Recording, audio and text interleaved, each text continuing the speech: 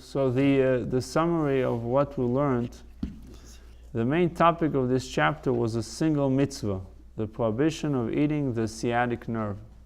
Right? Sciatic nerve is Gid Hanashe.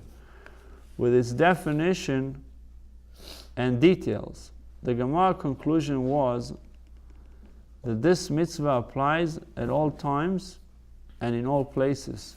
It also applies equally to consecrated animals and to non-consecrated animals, and to the sciatic nerve of both the right and left thighs. The prohibition applies only with regards to animals, not to birds. The Gemara defined precisely where in the leg the forbidden nerve is located.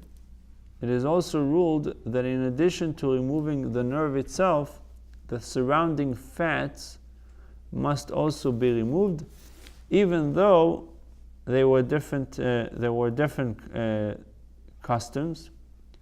The conclusion is that the entire nerve must be removed, as well as all extensions of it, even though what we call the conchonoids, the offshoots, even though they may not be technically forbidden. The Gemara also discussed various membranes that must be removed from animals. Some are removed because they contain forbidden fats, and others because they contain large amounts of blood. It is also became common practice over the generations to remove other small sinews and membranes that are considered disgusting.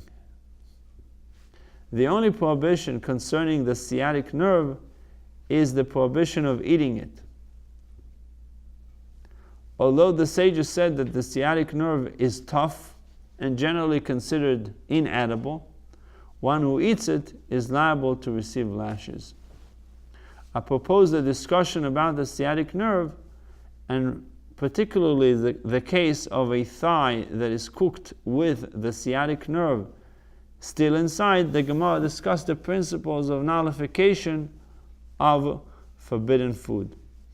The sciatic nerve is among the forbidden foods that, when cooked with permitted food, render the entire mixture forbidden if they impart taste to it. This can be discerned by tasting the mixture, but since the mixture may be forbidden, it can be given to a Gentile to taste. A Gentile expert to taste, to see if the flavor was transmitted or not. Nevertheless, since there are some foods whose taste is difficult to discern in a mixture, to notice if it's there or not, in practice it is customary to assume that if there is less than 60 times as much permitted foods as there is forbidden food, the mixture is forbidden. It is permitted to give a Gentile an animal leg with the forbidden sciatic nerve still inside, and there is no concern that he will subsequently come to sell it to a Jew who would eat it without removing the nerve.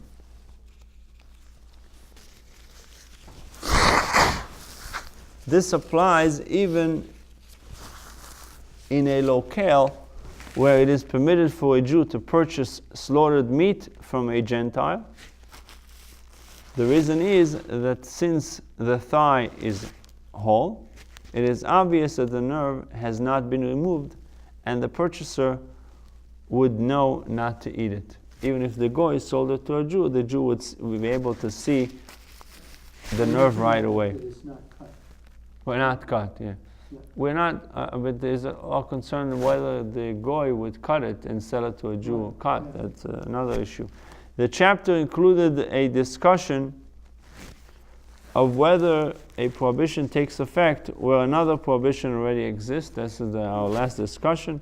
Can another prohibition apply to food that is already prohibited? Or does the second prohibition have no effect?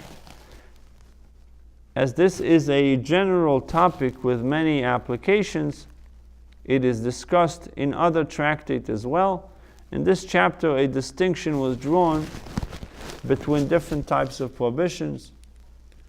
Although in most cases, a prohibition does not take effect where another already exists.